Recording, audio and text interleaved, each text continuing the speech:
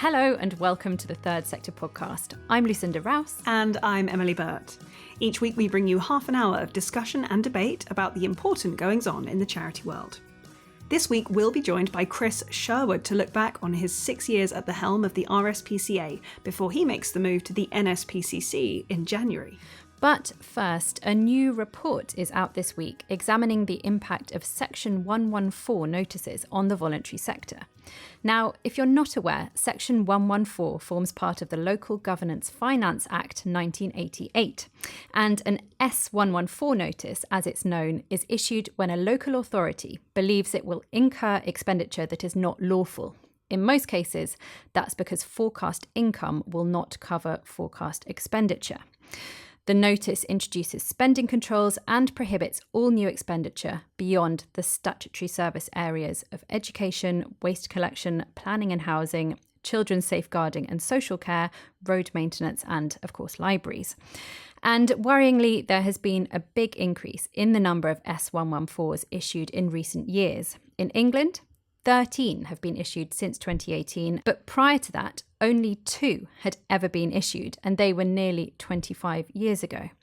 So what does this mean for charities?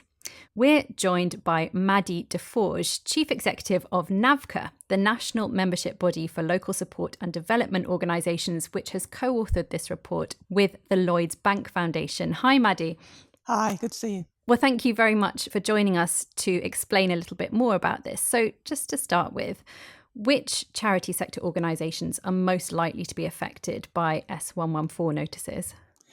So in essence, if a Section 114 notice is triggered, it can affect any charity or community group working locally.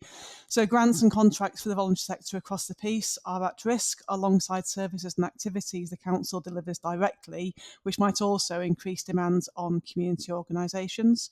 So services across the piece are really vulnerable, organisations are vulnerable, and it has a significant impact in terms of creating uncertainty, which can affect communities right across the piece. So that is quite a broad range of different ways that organisations could be affected by this. Definitely something to be keeping in mind.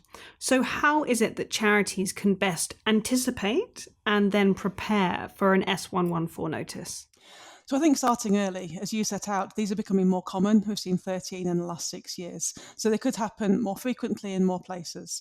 So anticipating and preparing for funding cuts, which is a reality across the piece, even before Section 114 notices are triggered, is really important. It's really important to look for early signs. So looking back, many of the people that we spoke to could see some of those triggers in councils with service reductions, restructures, looking at senior staff becoming less visible and so on. And it was important at that stage to really have honest conversations about this investment, to be involved early and to root that in common goals, common ambition between the voluntary sector and the council of meeting the needs of communities, meeting the needs of local residents. It's worth early on thinking about how you're formalising your grant agreements and contracts, so making sure you understand the full terms, any breakpoints in contracts, looking at formal renegotiations where that's important, and really looking at long-standing informal agreements and how they might be impacted as a council hits really difficult financial situations. There's something really important as well, I think, about working together, so community groups and charities being part of sector-wide forums and networks, and that collective strength and collective voice, working with the council to look at what can be done to restructure, to reconfigure, to prioritise what is possible still to do. So keeping relationships as partners, working on that common ambition, looking at building trust and collaboration early on to be able to do that and have influence right through the process is really important. And I can imagine that advice would also be applicable to responding when an S114 actually hits. Can you offer any other advice on how charities can make the best of a bad situation of an S114 happening? Yeah, and there's 3 core things that really came out of the research and the conversations that we were having.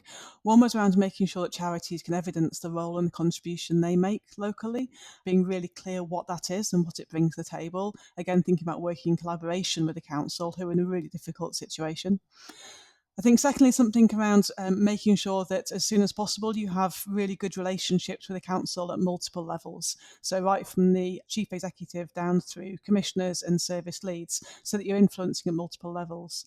And then finally thinking about the external narrative. So this isn't about being confrontational with the local authority, but thinking about what's the impact of the cuts on communities and how can you work with the council to mitigate those. So those three things ran through the core of what everyone we spoke to was looking at.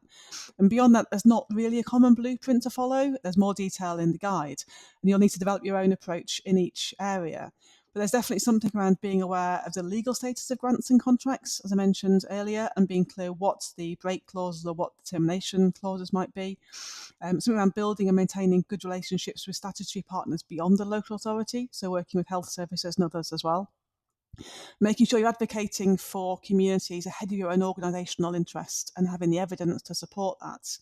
And then finally thinking about external events to your place and how they might have a really dramatic impact on your area, your place.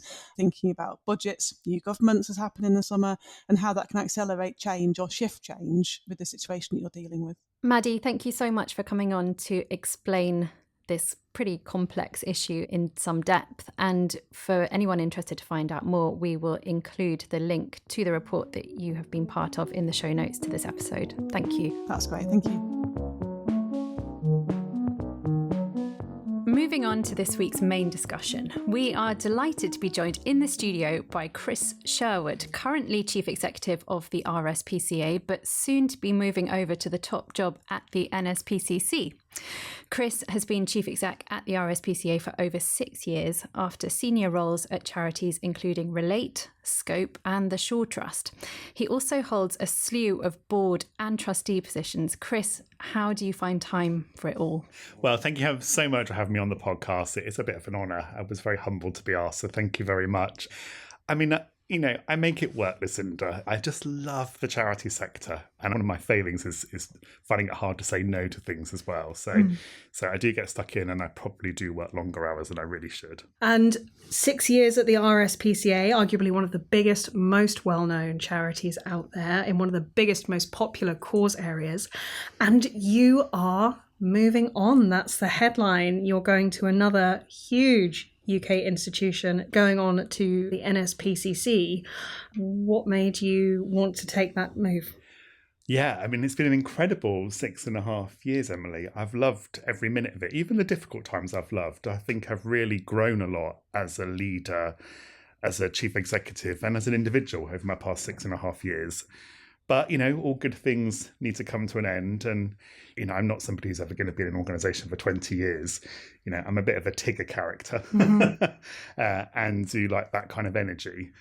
But I wouldn't have moved just for any role. And when I saw NSPCC come up, I mean, there's 3 roles in the sector I've always wanted to have.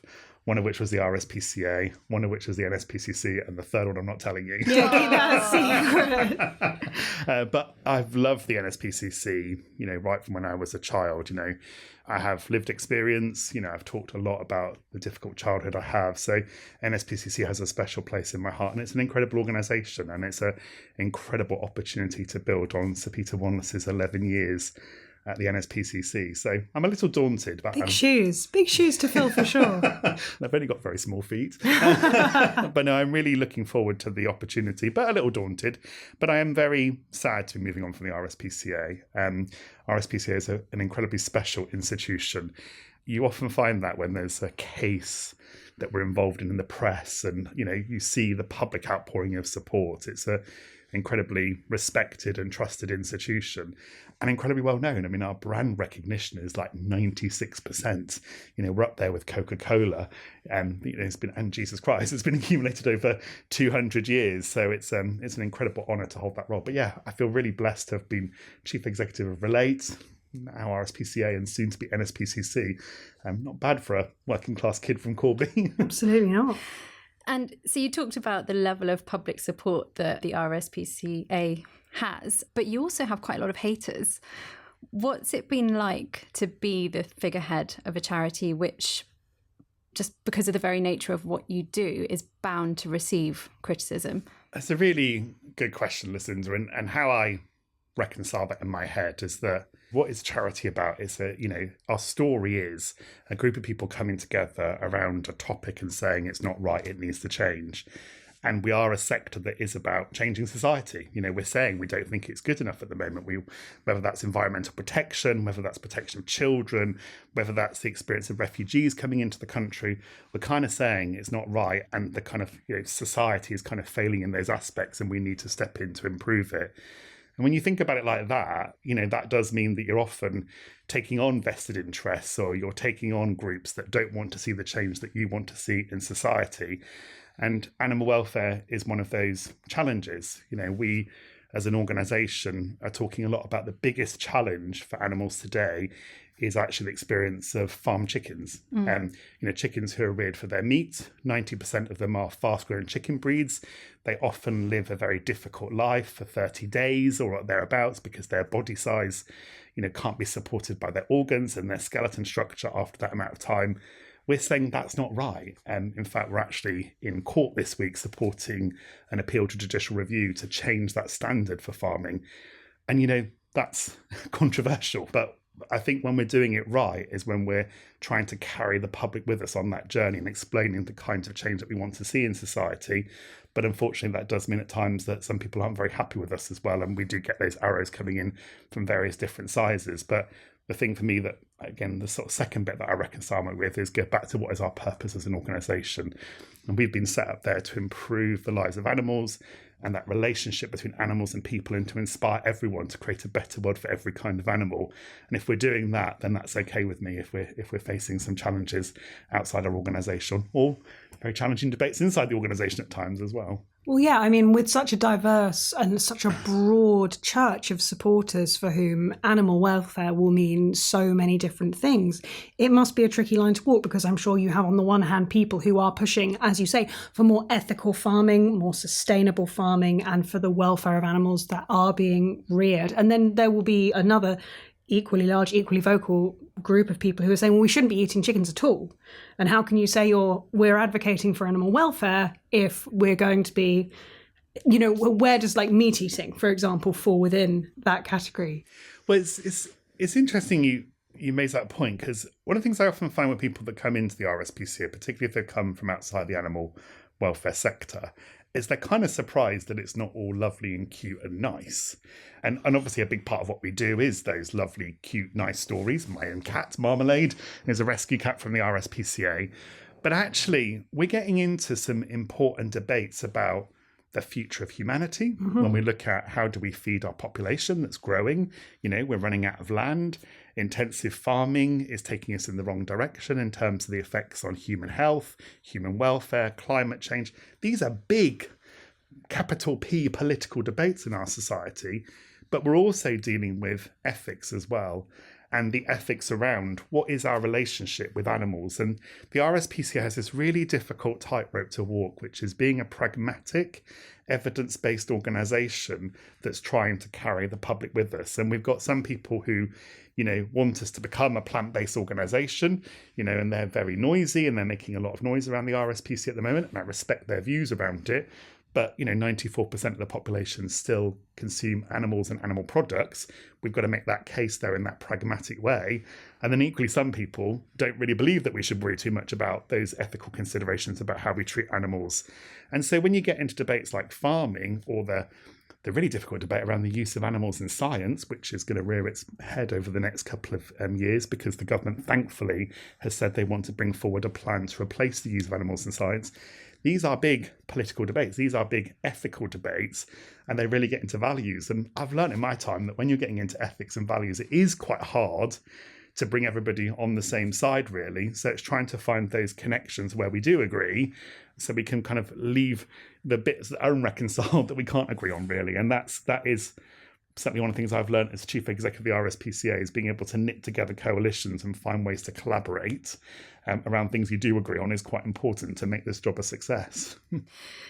Then looking more internally within the charity itself, you've been at the RSPCA for the past 6.5 years. It's changed quite a lot in that time, organisationally, structurally, but also you came in when it was kind of on the naughty step, right?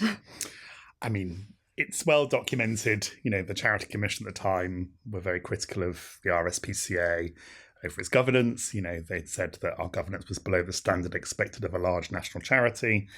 We were being criticised over our finances, being too political, lots of criticism from lots of different quarters. And I was approached for the role, and I was 37 at the time, and I'd done my first chief executive job. When I got the job, most of my friends in the sector wrote me notes like, "You're mad." And my favourite one was from somebody who said, "You're taking one for the team."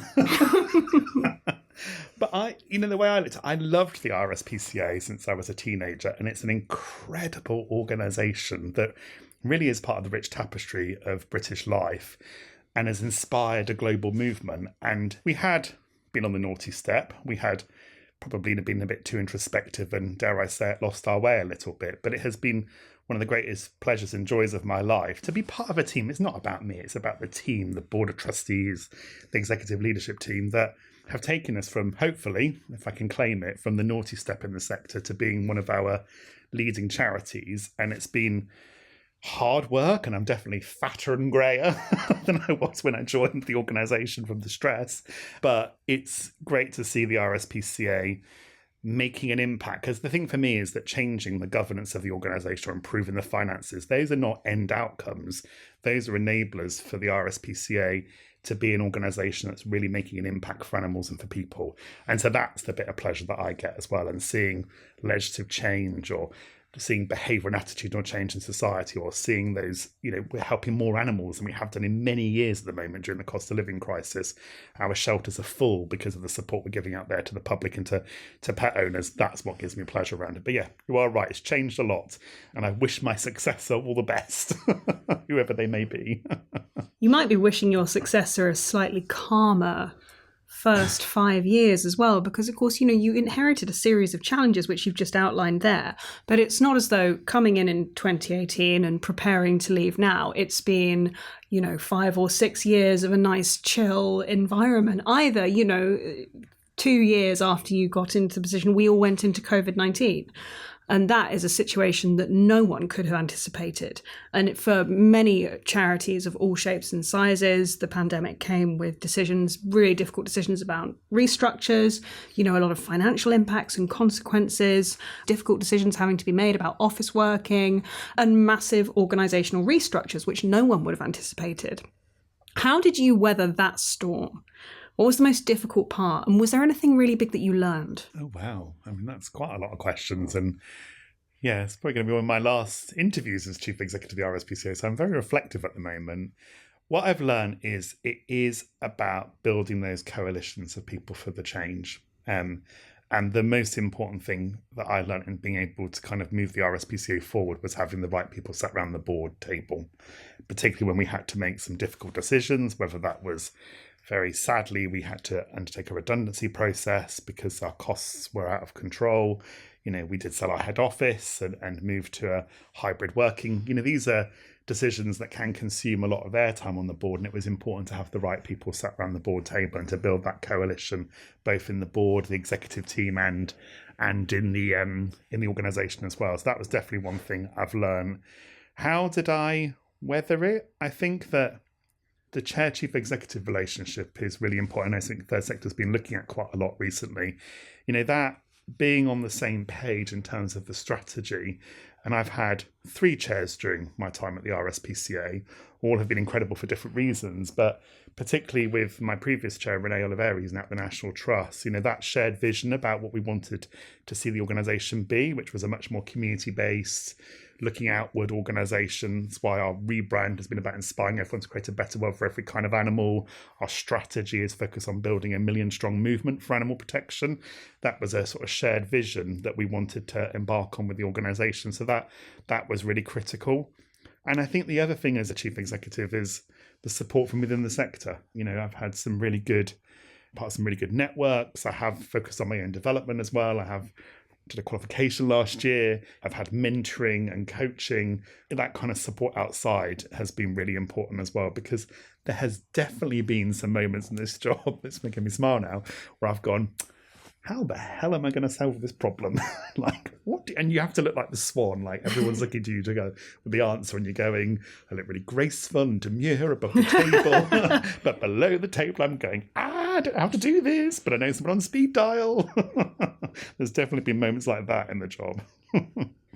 We hear a lot of chief executives, I think particularly in smaller charities, saying that it's a really lonely job and you do often feel like the world is all on your shoulders. You've described the mentorship, the peer networks, and also that important relationship with your chair and the rest of the board. But do you get lonely sometimes? In this conversation, we often talk about small and big charities. I think it's much harder being a chief executive of a smaller charity.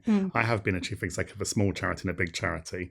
And when I moved from Relate to RSPCA, I did in a way feel weirdly de-skilled because we didn't have a HR department. We had a HR advice line. We didn't have an in-house lawyer. We had an incredible in-house lawyer at RSPCA. So I had to instruct lawyers. I read contracts myself before signing them.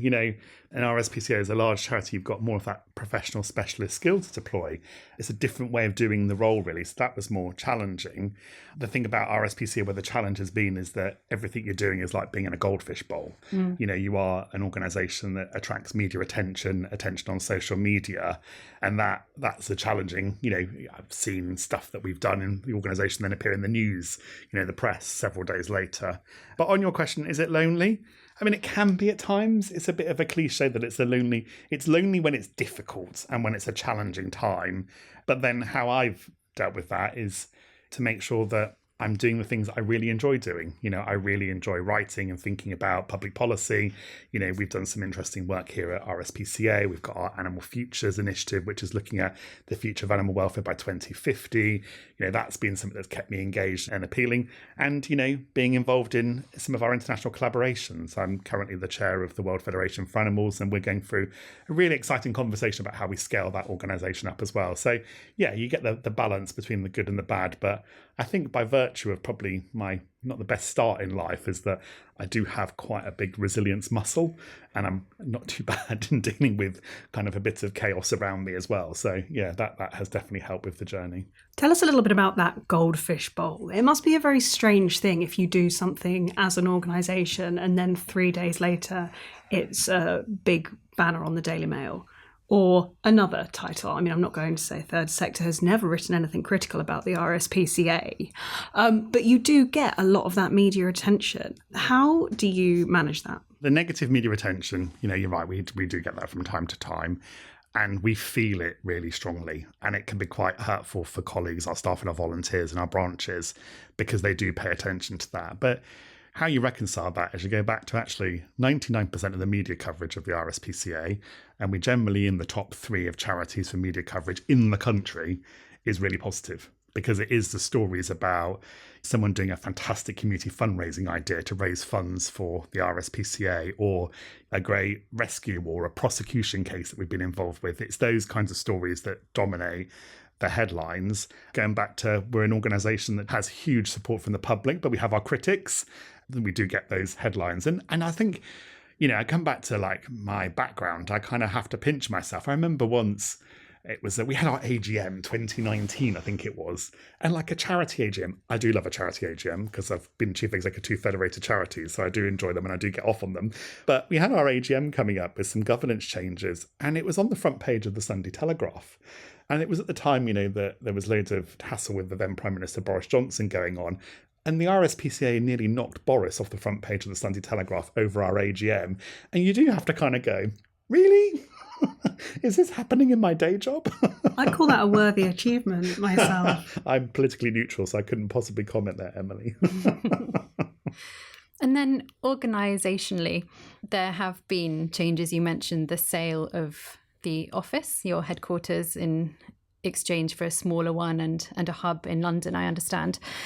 What would you say is the biggest cultural change that you've introduced in the past 6 years to the charity? It wasn't the sale of our head office, actually. I think with COVID and the fact we took a progressive view that we have our hybrid model, so people are encouraged to come into the office when they can, but there's no contractual requirement for people to be in the office. That's shifted our culture quite a lot, and we've got a lot more, we're able to recruit from a much bigger part of the country. If I think about my own team, we're geographically dispersed, but I don't think that's the biggest thing. I think the biggest thing is 2 things, actually. I think the leadership team of the Board of Trustees, my direct reports and our wider leadership team, we've really thought a lot about diversity amongst that cohort. And that has shifted the culture. In my executive team, we've got 4 working parents. It's quite normal for them to come in late to work because they're going to the school assembly, or we don't have conference calls at certain times of the day because they're doing the school run. And that has shifted the culture. And I think in the RSPCA, when our history was much more traditional, 20 years ago, the chief executive wasn't called Chris, John or Pamela. They were called Director General. It was a very traditional culture. And when the chief executive went to meet the inspectorate, they wore their formal uniforms and sat in rows. And for some people in the organisation, they were there at the time. So that shift of the leadership team, the Board of Trustees, the leadership team has definitely had an influence. And then secondly is I appointed our first People and Culture Director before I started in post. And that People and Culture Director has been an important part of the architecture of that change of culture. And we've just published last year our second People and Culture Strategy with the real focus on leadership and management development, diversity, equity and inclusion, apprenticeships, the kind of well-being. We've done an awful lot on well-being because our workforce sees some really horrible incidents of animal abuse and cruelty on a day-to-day basis. So I think that for me, it wasn't the head office, it was the wider leadership team and the move to a much more diverse team that reflects modern society, coupled with the clear focus on a people and culture strategy, because that's a really key part of our organisation. It's not people and culture for me isn't just a department that does wages and rations. It's got to be a key driver of what our culture looks like. And I can see that play out in our statistics. Our engagement score is around 80% now. It's a real turnaround in terms of how people will talk about our culture, particularly around being able to be yourself at work and around our support around well-being. And I'm pleased with that because that's really important to who I am as a leader as well. Did the federation structure support or potentially problematise that transformation and in terms of your culture and how things are run at the senior leadership level? I understand that some of your trustees are selected by the membership. Is that right? So we have a lovely complex structure. So the RSPCA is a membership organisation. So we have around 15,000 members. We also, in addition to that, have a federation of just under 140 independent branches who, have their own board of trustees and their own charity number. The big change we made, so there's two parts of this conversation. There's a big change we made in 2019. We used to have representatives from the branch network on the board, and we created a rule where people couldn't sit concurrently on board and branch, because there's been a lot written about the history of the RSPCA's governance and where it kind of got wrong. But what you don't often read about there is the fact that actually there was some real challenges around conflicts of interest between serving on the national body and on your branch. And that created quite a lot of challenge in the board. So we've moved to a branch affairs committee, which is a subsidiary committee of the board, and they oversee the branch network and give the branch network, the federation, the proper focus and conversation that they need. The second part of our change, though, is because the RSPCA is historic and an old institution, is our governing framework for our branch network is a set of what are called the branch rules. And they kind of didn't really meet the analog age, let alone the digital age. I mean, they date back from the 1970s. There are a long list of all the things you can't do. And our branches are unincorporated as well. So that liability is often limited to the Board of Trustees. So we're actually some way down the road of quite a major change. And I just love charity governance. So working with the Charity Commission to seek incorporation for our branch network, to move them to a new partnership agreement with the new constitution. But part of that involves closing down their current charity number and opening up a new charity number. And we hit a hurdle in the road, which is the Privy Council has to give approval for a charity to have the word royal in the title. Oh. And because we're closing down an old charity, and we're all really ready to go and we're really excited about this, and we hit this bump in the road. How many approvals are you going to have to get from the Privy Council? We managed to find the real help of the Charity Commission. Have been really helpful to us around this. We've managed to find a way around that particular problem. But it was one of those ones that made me smile. That's why I love our sector, because you get these quirky things that no one predicts come out of the woodwork. Wow. Well, I guess what I was trying to get at in my question is whether your legacy, whether your long-standing identity and what I can imagine has historically been quite a homogenous support base affects how much you are able to diversify how you are as a charity, and whether there's been any resistance from a historic support base.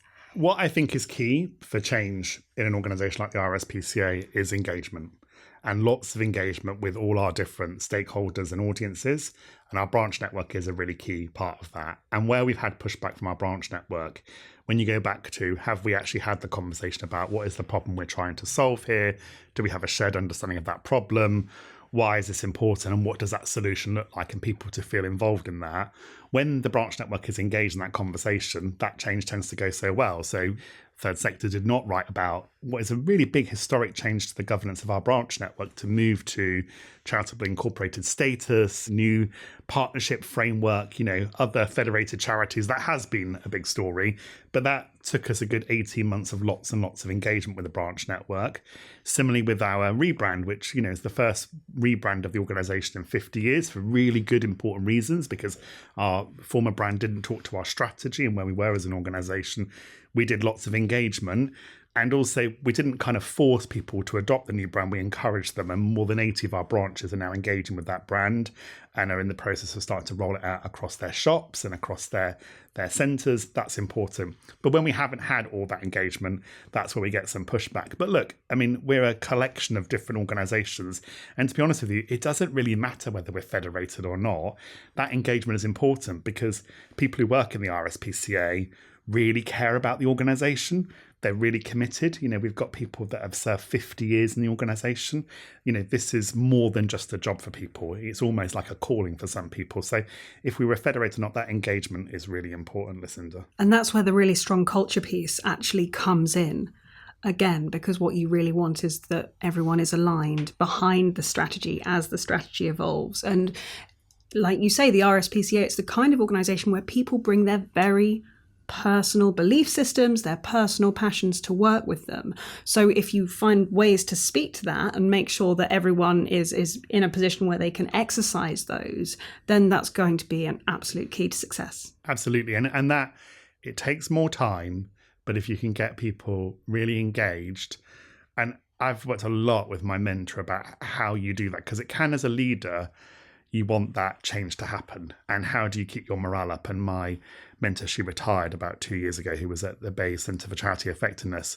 One of the techniques she encouraged me to look at was, are you hearing your words being played back in the organisation? Is it becoming part of the topic here? Because you're on the journey then when people are owning it. So yeah, it can't be about you and you driving it. It's about how do you seed that into the organisation. I learned a lot about that. I know you said that the sale of the office was not a big moment in terms of what you think of as the sort of the big flagship achievements that you've done, but it was a very big move and actually was sort of underway before a number of organisations were forced into similar moves by the circumstances of the COVID-19 pandemic.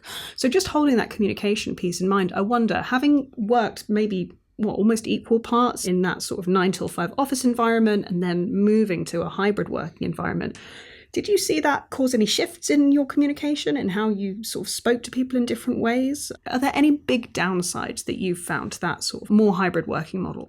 There are downsides, and I think we have to be honest about that. I think the benefits outweigh those downsides, but I do think the downsides are, I think it is more challenging for new starters, into the organisation, because you're not in the same space and getting to know people. So you do have to think about that. And we've introduced a new induction programme to help with that, a kind of induction into the charity and then individual induction plans as well. I think the second is diary pressures. It has driven a bit of a meeting culture because you can't do that, just, let me just pop round and just chat to somebody at their desk. I even find that as well, that, you have to call somebody or put a meeting in the diary, so it puts more pressure. And I think the third one is that creativity that becomes from just being able to spark ideas across the table with people. But the benefits, though, are definitely staff retention. Our staff retention rate, we publish it in our accounts, but this year to date, it's 7%, our staff turnover rate, which is very good. Competing for talent out there at the moment is a real challenge for charities. We know all the statistics saying that the labour market is now plateauing. So being able to recruit and retain talent is really important. So that deal is really important.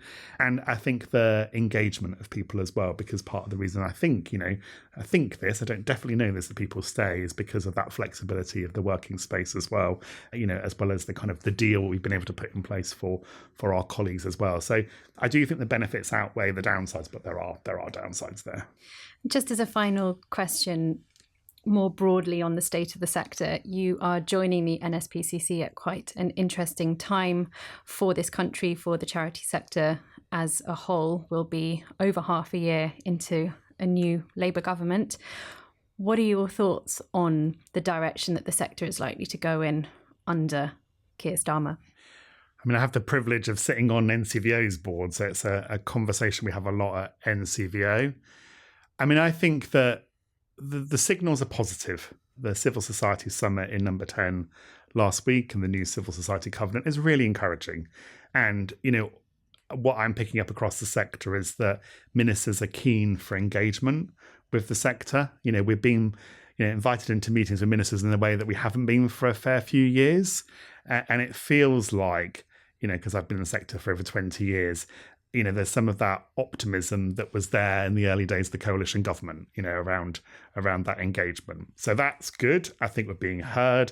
I think that the tragedy of the riots over the summer, Lisa Nandy's note out to the sector, that sense that the sector was important about how we bring communities back together rather than sow division in communities was important, and that recognition of civil society.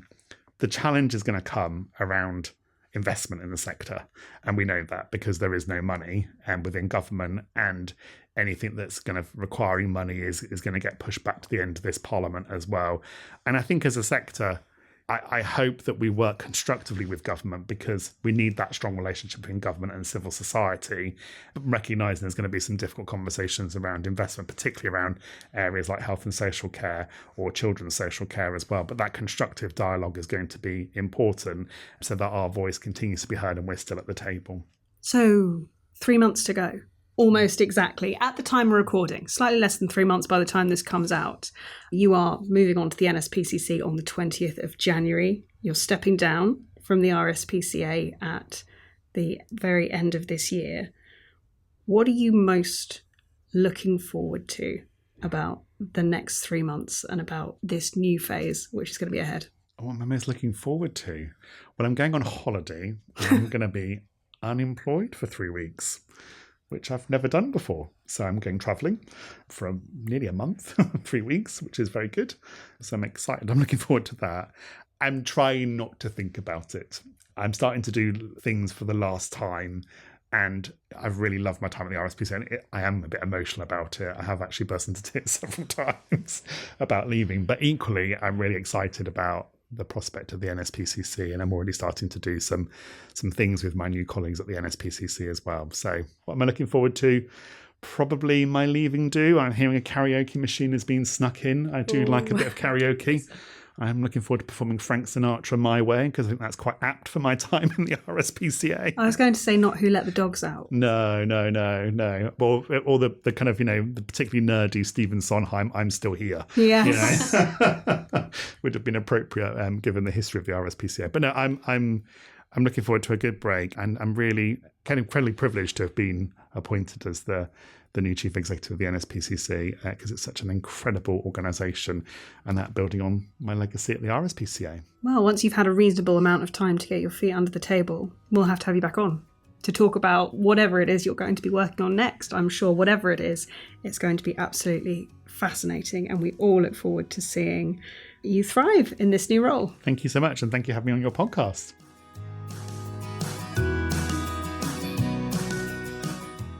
We hope you enjoyed our discussion with Chris. And that's it for this week. I'll be back next week with our reporter Dami Adewale and the Chief Executive of Claw Social Leadership to ask how the voluntary sector can make sure it has the right leaders to operate to its full potential. Absolutely, and before we go, I would like to just jump in with a short memo to say that we've had some great news this week, which is that Lucinda has been shortlisted for Best New Voice at the 2024 Audio Production Awards. Congratulations. Thank you. Her nomination has gone through for Lucinda for her work on The End of Charity, which, if you didn't listen at the beginning of this year, was our mini-series exploring whether the modern charity model is fit for purpose. It was a terrific piece of work, and I'm so pleased to see that it's been recognised on the shortlist for the awards. So all eyes on the ceremony in November. From myself and from Lucinda and the Third Sector team, that's it for this week. Thank you so much to our guests, Maddy Desforges and Chris Sherwood, and our producer is Nav Powell.